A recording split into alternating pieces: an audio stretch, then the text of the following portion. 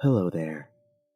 Welcome to Sleep Mode, bedtime stories and guided meditations for gamers. Presented by Glitch Creative Labs.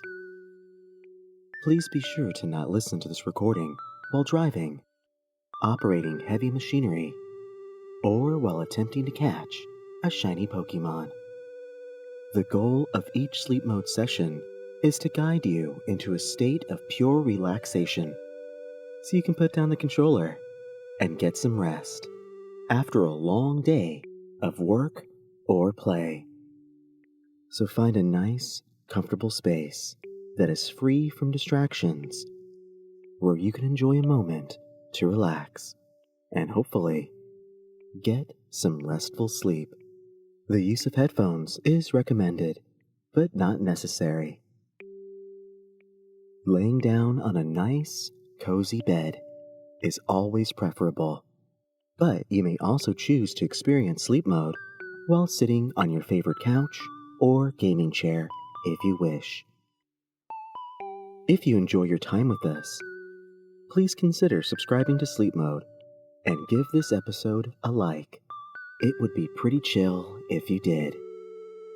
Now then, let's get some rest. Prepare to experience Sleep Mode, Pokémon Red and Blue, a relaxing bedtime story for gamers, in 3, 2, 1.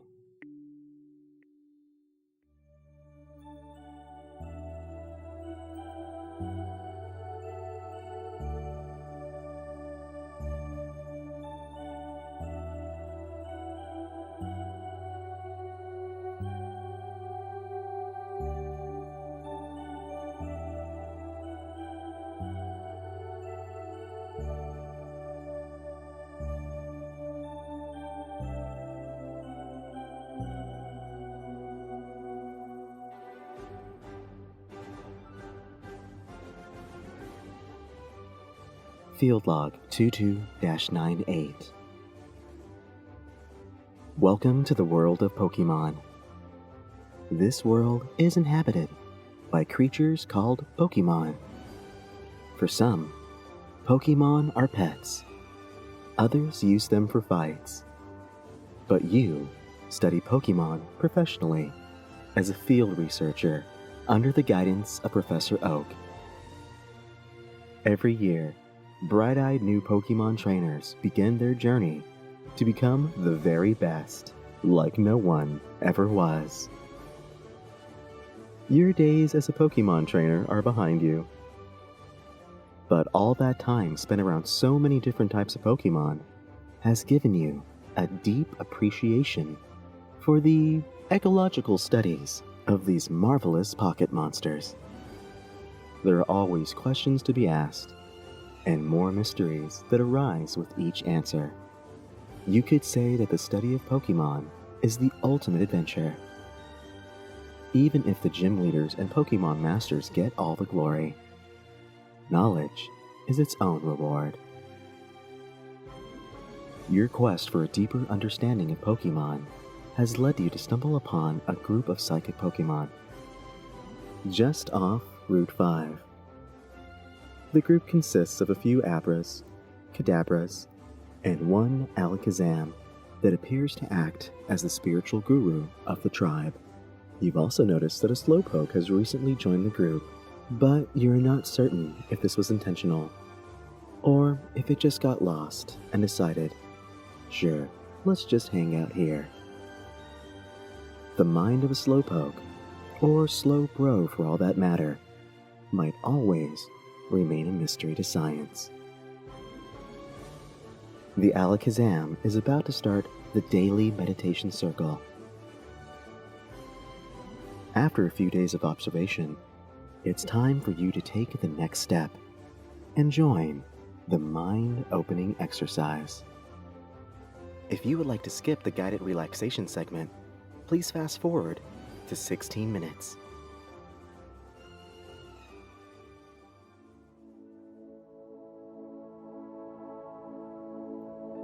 Alakazam's eyes begin to glow with an otherworldly light.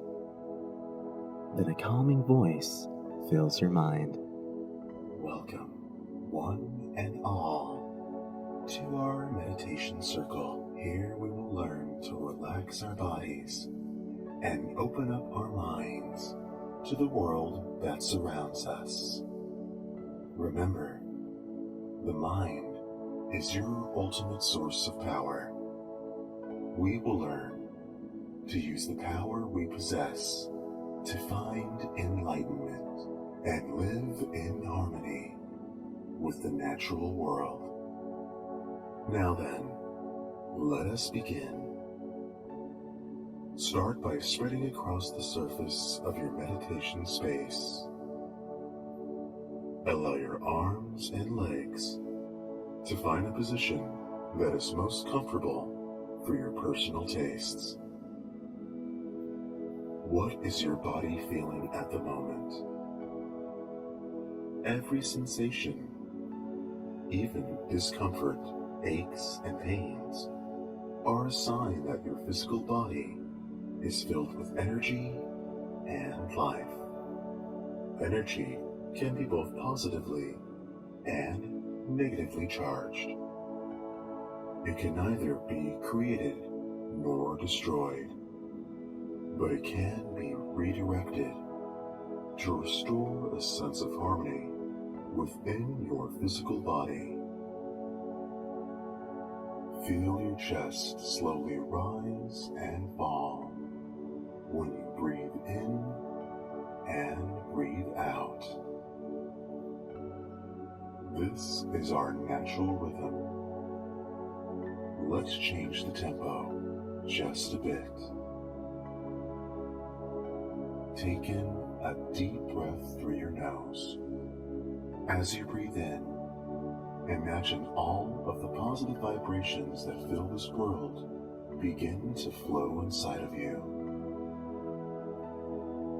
Now hold your breath and let that positive energy begin to balance out any excess negativity stored inside you.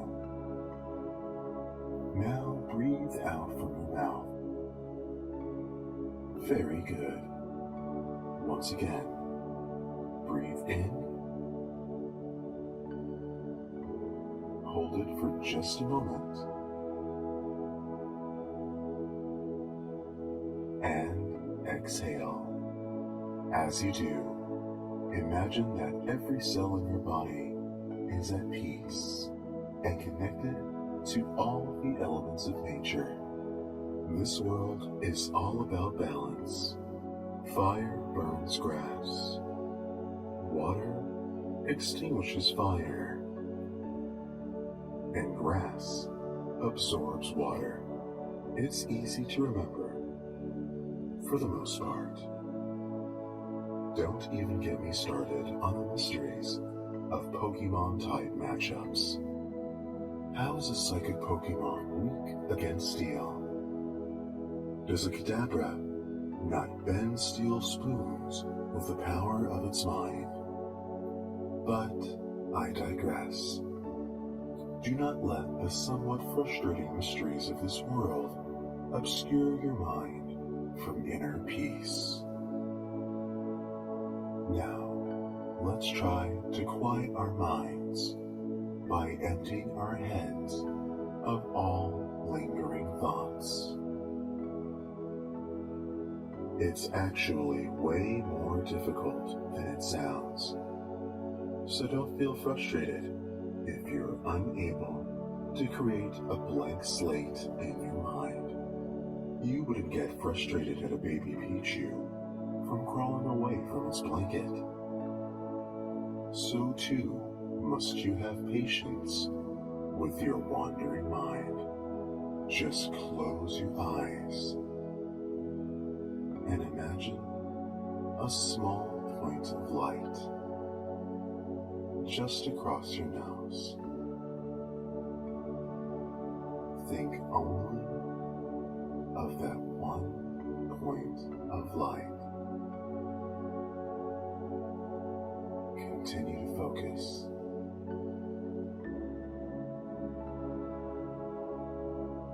Feel how quiet and still your mind has become.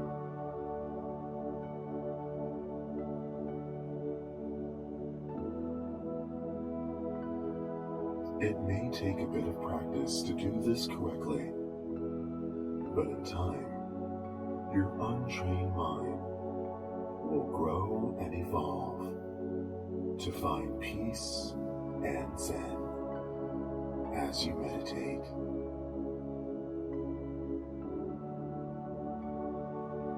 Now shift your focus to your natural breathing rhythm. As you begin to do a mental scan of your body, starting downwards at your feet and legs. We spend so much time using them. It is only right that we allow the lower half of our body to sink down and find comfort.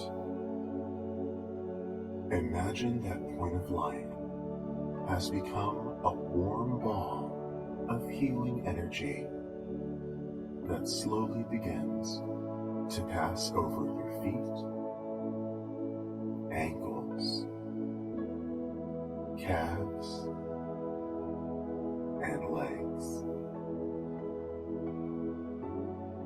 Feel each part the light touches become heavier and heavier until it almost feels like your legs are no longer attached to your body. But do not worry, I assure you that your legs are still there. They are just as real as the legs of a Diglett. Now, where were we? Feel that warmth slowly cross your entire body, easing and relaxing the stored up tension hiding inside each muscle of your legs and torso. There seems to be some sort of barrier preventing the energy to pass across your arms and shoulders. Nothing a bit of light stretching can't undo. Begin by rotating your shoulders in small counterclockwise circles.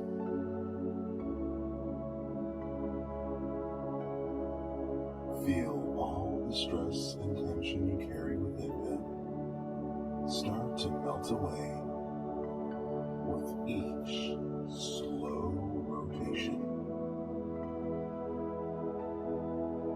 The energy once again will be able to flow freely. Now, stop rotating your shoulders and stretch out your arms over your chest.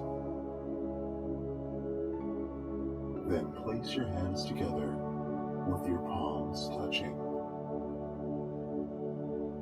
Hold this pose and slowly lower your arms down until your thumbs are touching your chest and your elbows point away from you. You should feel a bit of pressure around your wrists, forearms, biceps, and fingers as long as you hold this position.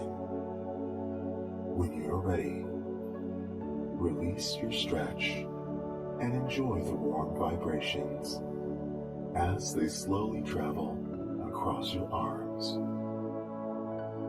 making them become heavy and relaxed. There you go. Allow your arms to fall beside you in a naturally comfortable position as they slowly sink down into the ether. Very good. Your body is now ready to receive enlightenment. Every adventure in the Kanto region is different, but the start of every journey begins with a choice. Eventually, every Pokémon must make the decision of who they want to become. Will they set the world on fire as a part of the next Pokémon League Championship team? Or perhaps they'll just go with the flow and see where their path takes them. But no matter what, always take a moment to lie in the grass and enjoy the natural world that surrounds you.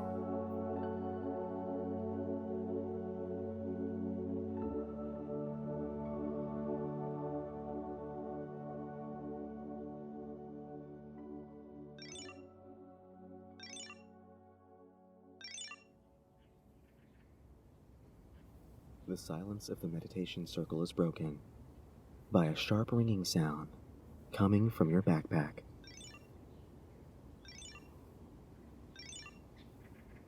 Your connection to the group of psychic Pokémon cuts off, and they begin to teleport away to parts unknown.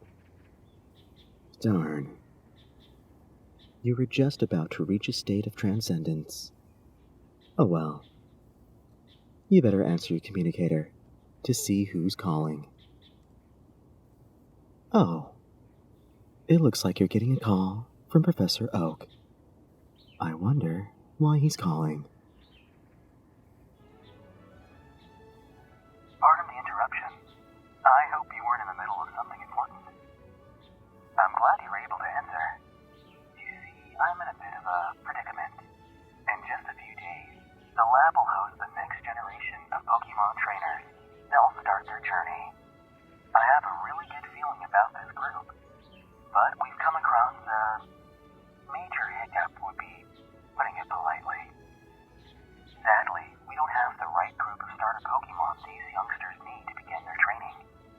You immediately see where this is going. It would be a huge help if you used your unique skills to procure us the missing Pokémon.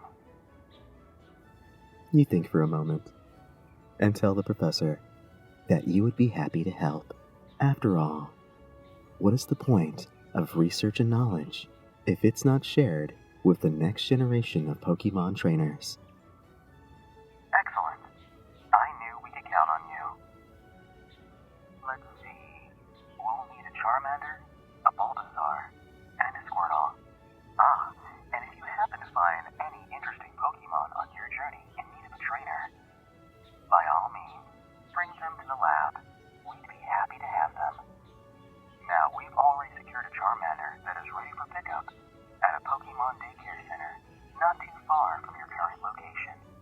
We've also heard that a couple of Bulbasaur have been sighted roaming around the Safari Zone.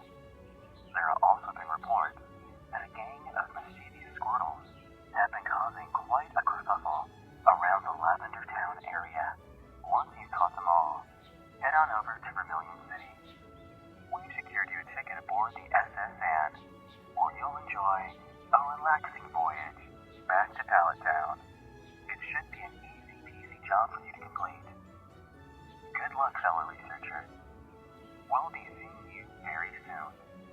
Professor Oak, over and out. The line goes silent, and your path has been set to catch the missing Pokémon. Let's go. Explore the Kanto Region.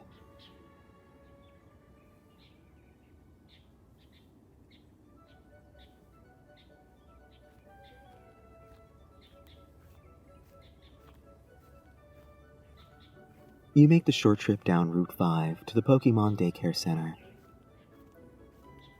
It's a lovely spot that asks trainers to let us raise your Pokémon, for a small fee, of course.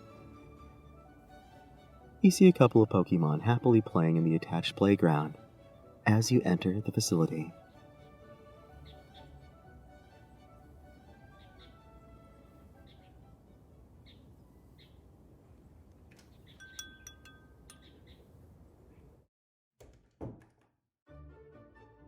Hello there. Welcome to the Pokémon Daycare Center. A kindly man says as you enter. You introduce yourself to the daycare manager and tell them that you're here to pick up a Charmander for Professor Oak. He remains silent for a moment as he gives you a few up and down glances. Well, we usually charge a small boarding fee to look after a Pokémon. But considering it's for Professor Oak, we have decided to waive the fee under one condition. You must defeat me in a Pokémon battle. You politely raise your hands and explain that you're not much of a battler. But I insist. Charmanders need a strong trainer to look after them. If they want to evolve into a fully grown Charizard, you must prove that you are capable of such a huge responsibility. You explain that you will not be the one raising Charmander. You're just the research assistant in charge of its safe delivery to the lab. Even more of a reason to test your skill. You gotta protect these Pokémon, you see. Enough talk. It's time to prove your worth. The Pokémon daycare manager sends out Vaporeon. You send out Jigglypuff. Vaporeon uses Water Gun. Jigglypuff dodges the attack. Jigglypuff uses Sing. Vaporeon is fast asleep. Jigglypuff uses Body Slam. A critical hit. Vaporeon fainted. Wow, I guess I'm the one that needs to do more research.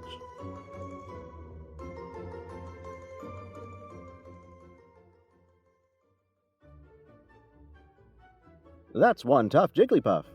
You've trained it well. This little Charmander will be in good hands. Let me get him for you. After a short wait, the daycare manager emerges, with the fiery little Pokémon following closely behind him. Okay, little one. You go with this nice researcher.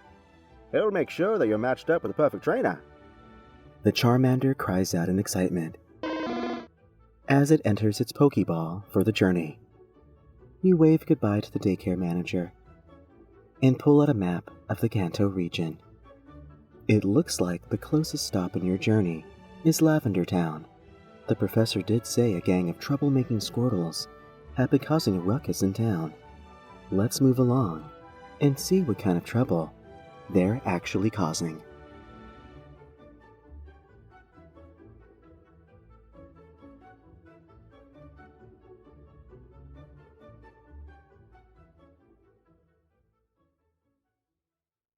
Field Log 23-98.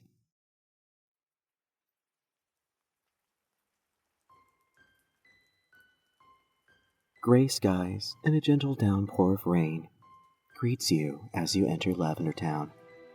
Lavender Town has the unfortunate reputation of being one of the unhappiest places in the entire Kanto region. You see, Lavender Town is home to the Pokémon Tower, a place where trainers lay their beloved Pokémon to rest after they've moved on from this life. It's also rumored to be very, very haunted. So why would a gang of Squirtles choose this, of all places, to cause some mischief?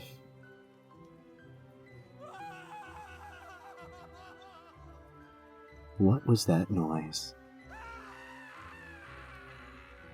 Screaming. There seems to be trouble somewhere in town. Maybe it's being caused by the Squirtle gang. Let's take a look. You make your way to the tower and see a few people running out of it in a terrible fright. Ghosts! They scream in terror as they rush from the tower in a hurry. Ghosts, they say. Something seems a little hinky around here. Well, it's time to gather some courage and investigate. Let's see if a little scientific know-how can solve this Pokémon mystery.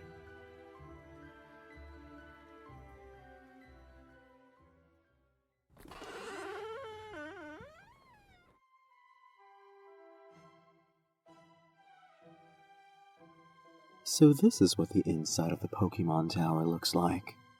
Rows of tombstones, marking the last resting place of long-lost Pokémon, with the smell of dried flowers lingering in the air.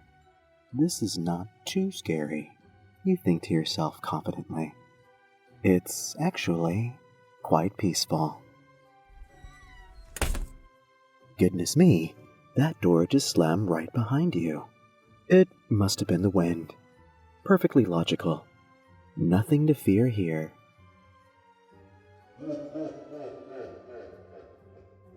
We listen to that. This tower has some excellent acoustics. The admittedly spooky occurrences within the tower don't faze you in the slightest. Now is not the time to feel fear. There's still a mystery to be solved, and a Pokémon to catch. You make your way up the tower. You can't help but feel a sinking feeling and the tremble shooting up your spine. It's as if you're being watched. Flight by flight and room by room, you continue to search for anything out of the ordinary, but no interesting leads have turned up. This trip to Lavender Town may have just been one unfortunate wild goose chase. You appear to have made contact. A young girl dressed in red and white robes shyly addresses you. Oh, pardon me. You give a bow and apologize for rudely bumping into her, and turn around to continue to make your way up the tower. No, wait. You see, I am a Pokémon channeler. I commune with the departed spirits of Pokémon to gain knowledge of the great beyond. I feel that one particularly restless apparition has a message it wishes to pass along to the living. She says in a soft tone. You give her a curious look. The channeler lowers her head and appears to go into a trance-like state. She remains still and quiet for a few moments as a blast of chill air passes across the two of you. In an instant, she snaps out of her trance, and in a whisper, she says, Foolish mortals have come to desecrate my peaceful resting place. For far too long I have allowed this to occur, but my patience has worn thin. If you will not leave this place on your own, then I shall take matters into my own hands. Is this really happening? It's coming. The once peaceful atmosphere of the tower bursts to life with unnatural activity. You were not expecting this kind of supernatural occurrence. There must be some sort of logical explanation to all of this. Suddenly, a phantom presence makes itself known. From behind a tombstone appears a figure draped in a white burial shroud, with two empty black eyes coldly staring at you. It lets out a mournful cry.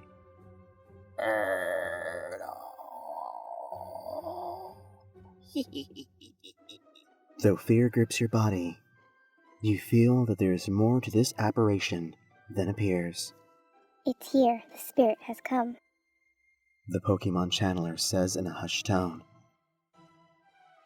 You give the girl a look as if to say, obviously, it's standing right before you. She opens her eyes to gaze upon the ghost and says, Oh, that is not the spirit that speaks to us. The soul that we commune with lays just behind that Squirtle wearing a bedsheet.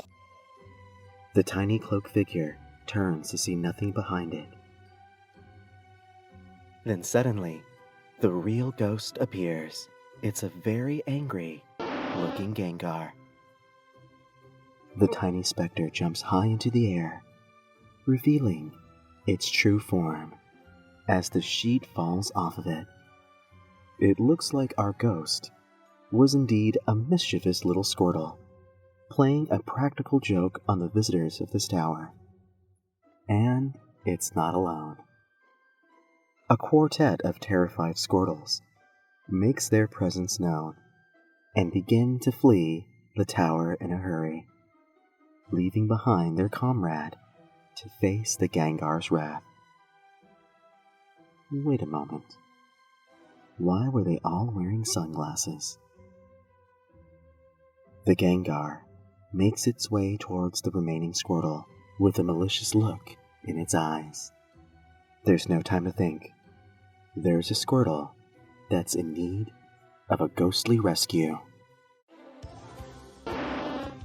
A wild Gengar has appeared. Go Jigglypuff. Gengar uses Confuse Ray. Jigglypuff is confused. It hurts itself in its confusion. Gengar uses Lick. Jigglypuff is paralyzed. Well, this isn't good at all. The supernatural powers of this Gengar are formidable indeed. The Gengar seems to be content with just toying with your Jigglypuff. Jigglypuff won't last long at this rate. It's time to see if these ghostly-type powers can best the knowledge of science and research. You gaze out into the battlefield as the Gengar glances your way and gives you a menacing smirk. Fair enough.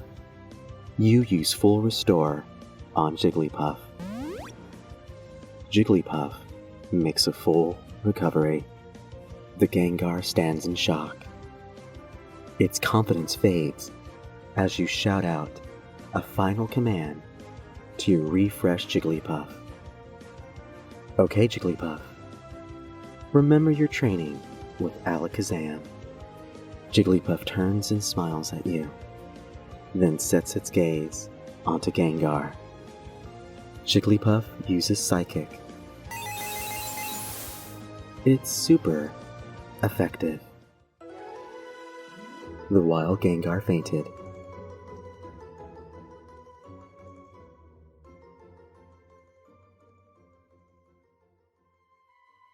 The Gengar fades away after a hard-fought battle. The Squirtle is still shivering after its ghostly encounter. You're pretty sure it's learned its lesson about not impersonating ghosts for a few laughs. A good lesson for us all to remember. It gets back to its feet and begins to look around in confusion. The spirit is pleased with your battle prowess and is now at rest for the moment. But what of this little troublemaker? It would be best if it leaves this tower at once. We wouldn't want it to stir up any more unnecessary anxiety for the spirits. I'm afraid your friends have turned tail and ran at the first sign of danger, my little friend. But perhaps this trainer would be kind enough to give you a new home and purpose for the time being? The channeler says in a comforting voice. You nod your head in agreement as the Squirtle wipes away a few tears from its eyes. Squirtle takes off his stylish-looking shades and looks at you in the eyes. It gives a confident smile and accepts the offer. You toss one of your Pokeballs at it so you can capture it. Now you have a Charmander and Squirtle to deliver to Professor Oak. 2 down, 1 more to go. You wave your goodbyes to your newfound spiritual friend and head out to catch the last remaining Pokemon on Oak's list, a Bulbasaur. It's time to make your way to the Safari Zone.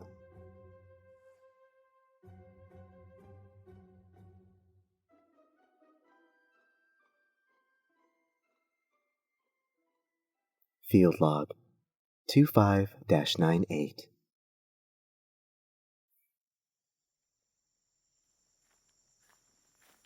The Safari Zone, just outside of Fuchsia City, sounds like a grand adventure in the wilderness, but in reality, It's more of an amusement park than a wildlife refuge. Your credentials as an official Pokémon researcher has secured you a small campsite within the park to observe the wild Pokémon in a more natural setting. The sights and sound of the Safari Zone really are incredible. So far, you've managed to observe a few interesting events during your stay. For instance, you witnessed a thrilling wrestling match between two pincers, a herd of Kangaskhan attending to their young, a full-on Rhyhorn stampede, and many more worthwhile experiences. But managing to find a Bulbasaur still eludes you.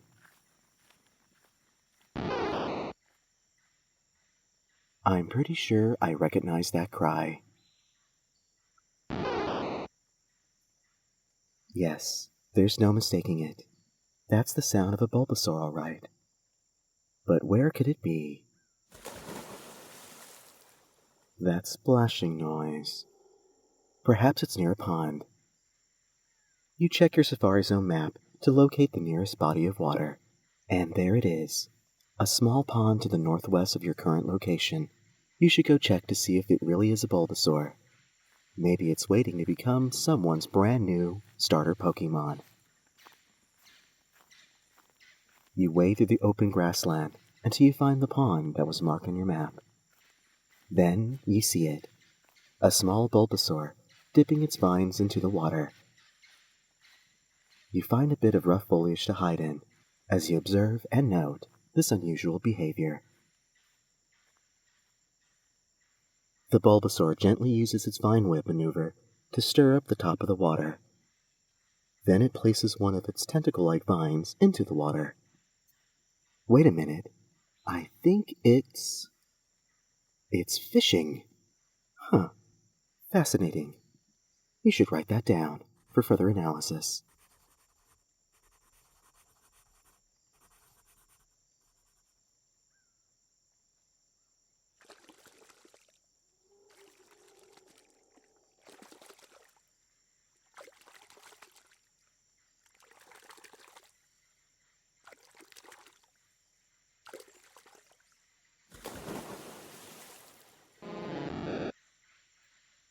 The Bulbasaur you've been observing manages to fish out a Magikarp from the pond. Then it does a small little victory dance as it reels in its catch. Very interesting indeed. Not to mention, pretty darn cute. You jot down a few notes about this wild behavior in your research journal. Then prepare a Pokeball to catch the cute little grass-type Pokemon. Wait a second. Ooh, something's happening. The Magikarp begins to glow. It seems to be evolving. Alright, if I'm not mistaken, a Magikarp evolves into... Uh-oh. Yes, experience has told you, this can only mean one thing.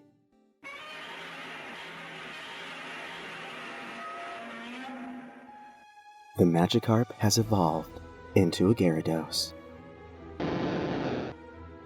The titanic Pokémon towers over the helpless, low-level Bulbasaur, its eyes fixated on the pint-sized grass-type Pokémon, as it gathers its energy for an attack. Nope, this can't be good at all.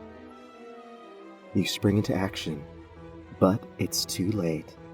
The Gyarados uses Tackle and sends the Bulbasaur flying into the air. You better save the Bulbasaur before it's too late. Time to battle. You send out Jigglypuff. Gyarados uses Leer. Jigglypuff's defenses go down. Jigglypuff uses Sing. The Gyarados is unaffected. Uh-oh.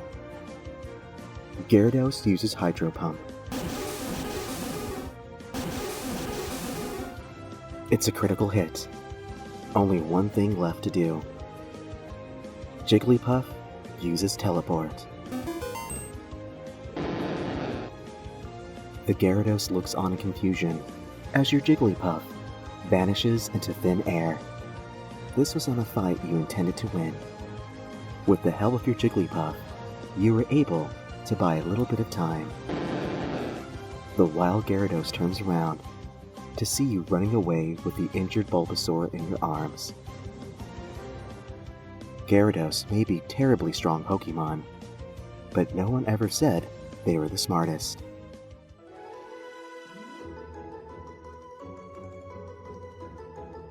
You were able to save the Bulbasaur while it was distracted. It might not have been the bravest way to get the job done, but he who fights and runs away lives to study Pokémon another day. You make your way out of the Safari Zone and head to the Pokémon Center in town. Hold on, little buddy. We'll get you patched up in no time.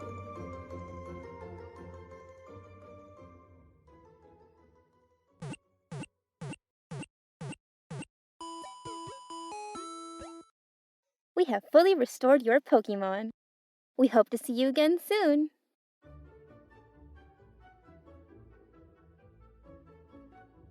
The Bulbasaur slowly begins to open its eyes and is a little surprised by its new surroundings. You do your best to explain to the little guy that it was injured during a fight with Gyarados, and you brought it over to a Pokémon Center for some healing. You hope that's okay. You ask if it would like to come with you so it can be raised by a Pokémon trainer and become big and strong. And maybe one day, it'll evolve into a Venusaur. A Venusaur so strong that no Gyarados would ever be able to beat it in battle again. All other water-type Pokémon will learn to fear its name and tremble under the might of its mighty vines. Mwahahahaha. Oh, excuse me. It sits there giving you a blank stare. Then a warm smile of acceptance comes to its face. It agrees to come with you. Well, it would be nice to say that that was easy, but that was definitely a close call for Bulbasaur, not to mention yourself. Maybe it would be a nice idea to diversify your team with an electric-type Pokémon, just in case. But that's neither here nor there. The last Pokémon Professor Oak needs has been acquired. It's time to head to Vermilion City to hop aboard the SS Anne and make your way back to Pallet Town. After a long journey across the Kanto region looking for Pokémon, a nice, relaxing voyage on a luxury cruise ship sounds like the perfect way to end your trip.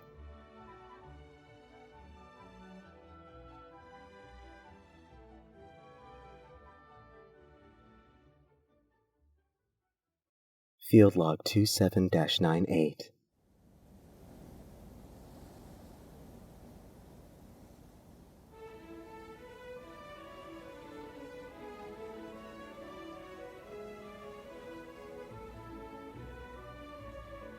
Sometimes field research has its perks.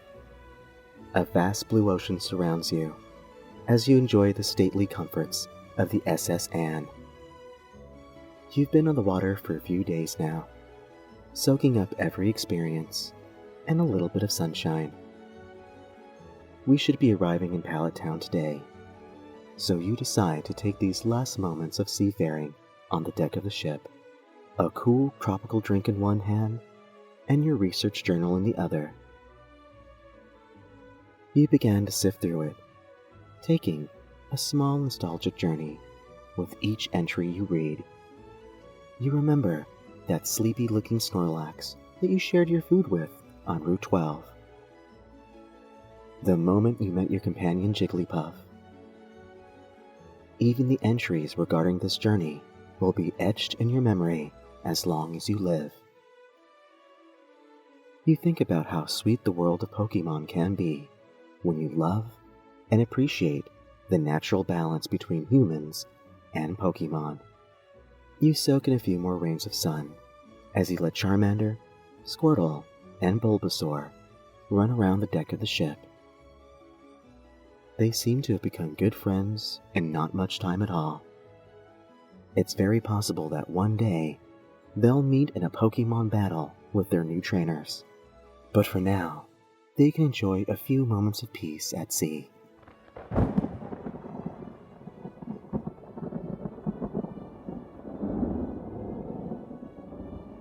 Strange.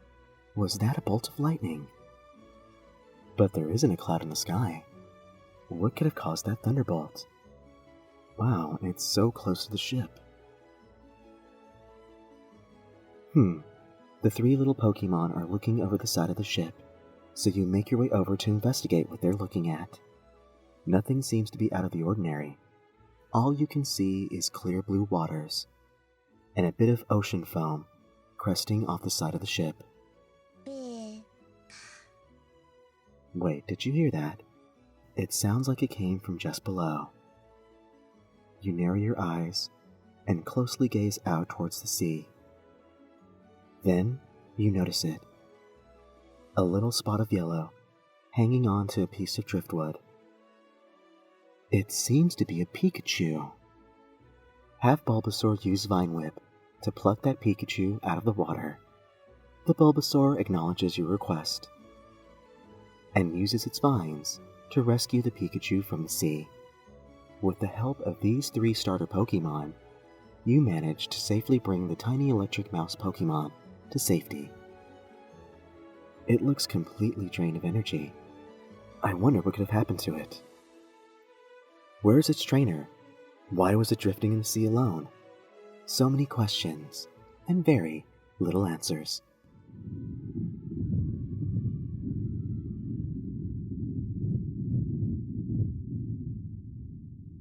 Thunder.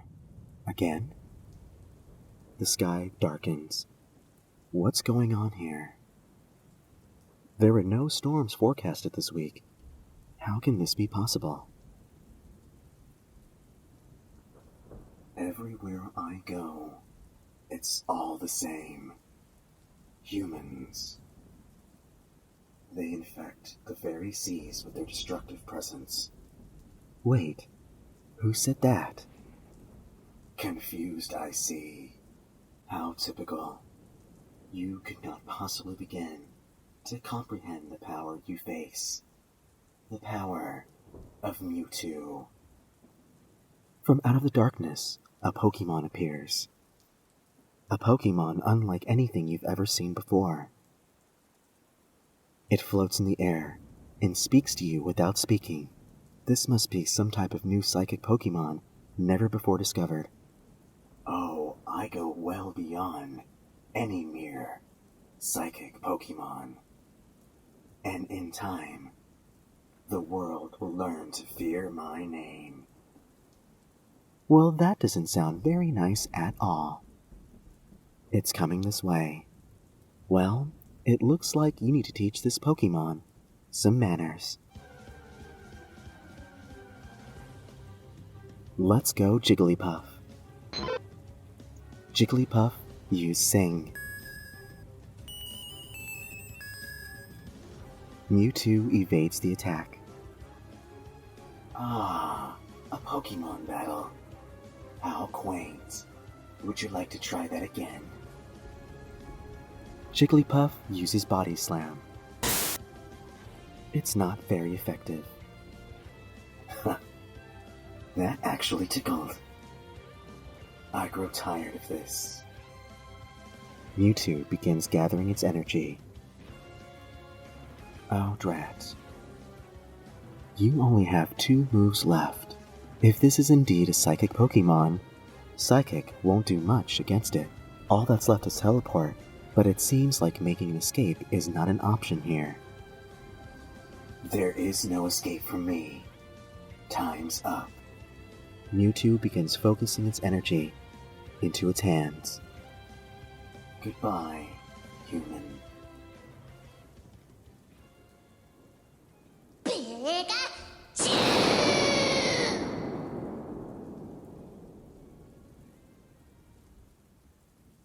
A flash of lightning crashes through the sky and hits the ball of energy that Mewtwo's been gathering.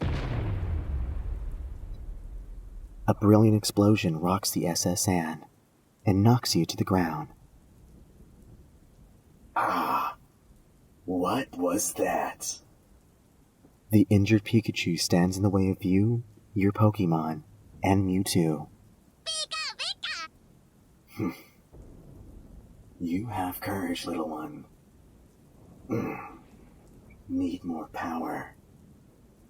You there, human. Consider yourself lucky. My strength grows more and more every day. Soon every human and Pokémon will know that I am the superior life form. Pikachu.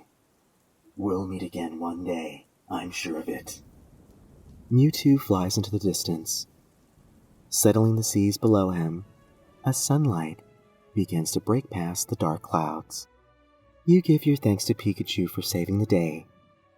It smiles, then faints from exhaustion. This brave little Pokémon must be something very special.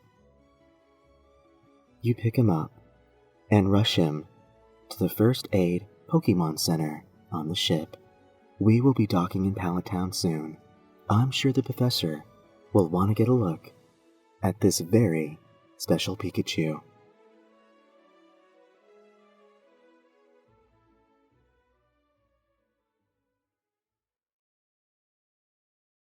Field Log 28-98.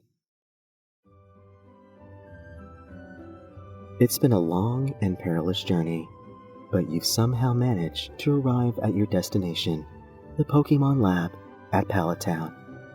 You hand over the Pokéballs containing the requested Pokémon to Professor Oak, who greets you kindly. Splendid job, he praises. With this group of Pokémon, we can officially welcome a new generation of trainers as they begin their journey. I wonder which one of these Pokémon my grandson will choose. Anyways, thank you so much for your hard work. Oh, and we'll keep a close eye on this Pikachu. I sense that a great destiny awaits him, and the lucky trainer that chooses to raise him. Here's your payment for a job well done. He hands you an envelope with a handsome amount of Pokédollars. But you politely decline the payment. The study of Pokémon and the journey you've experienced was a reward within itself. Very well then, if you'll excuse me, I believe our guests are just about to arrive. You say your goodbyes to the professor and take your leave. The sun shines brightly in the Kanto region, and you remember that there's a great big world out there with new adventures to discover. I wonder which region will be your next stop. Oh, will you look at that? It looks like a brand new trainer is leaving the nest and heading out on his journey. A smile graces his face as he rushes towards the lab. Even the bright red hat on his head bounces rhythmically with each step. I wonder which Pokémon he'll choose to be his first companion.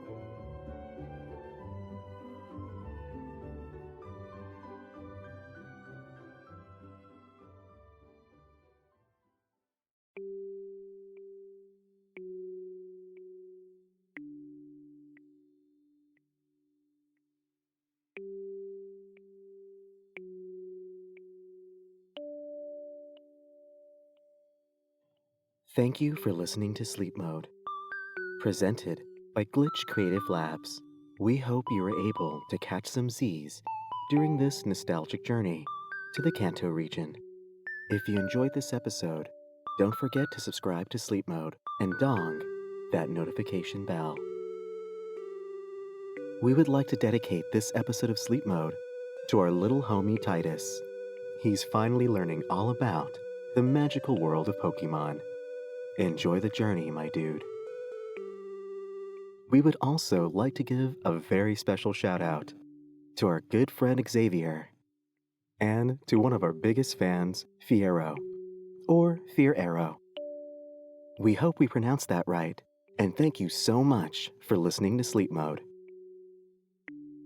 On the next episode of Sleep Mode, we'll celebrate the spooky season with a nightmarish journey to Raccoon City. Get ready for our very first Halloween special, Sleep Mode, Resident Evil.